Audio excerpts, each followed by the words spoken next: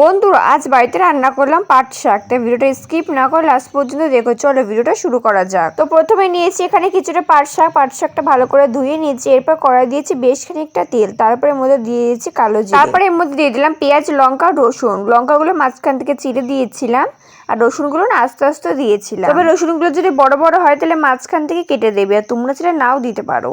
আমি একটু ভালো করে পেঁয়াজটা একটু লাল লাল করে ভেজে নিয়েছি। এরপর এর মধ্যে আমি দিয়ে দিলাম পাট শাক। এখানে পাট শাকগুলো কিন্তু বেশ কচি কচি ছিল, আর আমি না পাট শাকগুলো খুব একটা কুচি কুচি করে কাটিনি, শুধু মাঝখান থেকে অল্প একটুখানি কেটে ব্যাস দিয়ে দিয়েছি। এবারে পাট শাকটাকে ভালো করে নাড়াচাড়া করে কিছুক্ষণ ভেজে নেব। এখানে প্রথমে বেশি দেখালো, পরে কিন্তু একদমই কমে গেছিলো। তোমরা তো জানো যে শাক প্রথমে বেশি দেখালে পরে অনেকটা পরিমাণে কমে যায়। আমি বেশ ভালো করে পাট শাকটা ভালো করে নাড়াচাড়া করে দিচ্ছিলাম। তারপর এর মধ্যে দিলাম সামান্য পরিমাণে লবণ, তারপরে আরো ভালো করে নাড়াচাড়া করতে থাকলাম। এর মধ্যে লবণ দেওয়াতে কিন্তু পাট শাকটা আরো অনেকটা পরিমাণে কিন্তু কমে যাবে, তাড়াতাড়ি কিন্তু সিদ্ধ হয়ে যাবে, আর এটা কিন্তু বেশি করে রান্না করাও লাগবে না। আমি কিন্তু পাট শাকটা খুব সিম্পল ভাবে রান্না করি, আমার কাছে এইভাবে বেশি খেতে ভালো লাগে। তোমরা কে কিভাবে খাও আমাকে কমেন্ট করে জানিও, আর তোমরা এইভাবে ট্রাই করে আসলে তোমাদের কাছেও ভালো লাগবে।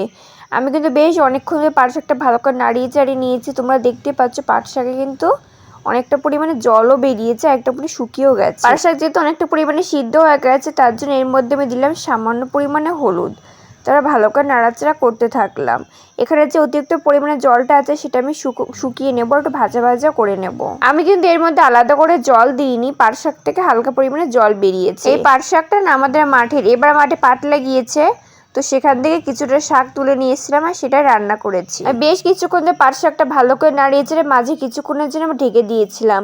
5 মিনিট পর ঢাকনা তুলে ভালো করে নাড়াচাড়া করতে থাকলাম। পাট শাকটা কিন্তু পুরোপুরি সিদ্ধ হয়ে গেছে, কিছুটা হালকা জল রয়েছে এর মধ্যে, আমরা দেখতেই পাচ্ছ।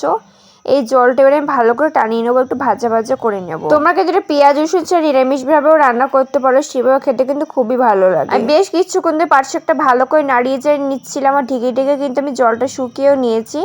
তোমরা দেখতে পাচ্ছ এর মধ্যে কিন্তু অতিরিক্ত পরিমাণে জলটা নেই, তার জন্য এর মধ্যে দিলাম সামান্য পরিমাণে চিনি, সামান্য পরিমাণে কিছুটা পোস্ত। এরপর ভালো করে নাড়াচাড়া করে দিলাম আর একটু ভাজা ভাজা করে দিলাম। তোমরা কিন্তু এখানে পোস্ত বা চিনিটা স্কিপও করতে পারো। ব্যাস এবার নাড়িয়ে চাড়িয়ে নামিয়ে রেডি হয়ে গেল পাট শাক ভাজা, যেটা গরম ভাতে খেতে কিন্তু খুবই ভালো লেগেছিল। তোমরা বাড়িতে ট্রাই করতে ভুলো না। রেসিপিটা কেমন লাগলো কমেন্ট করে জানা। ভিডিওতে লাইক করে চ্যানেলটি সাবস্ক্রাইব করে দিও। বাই।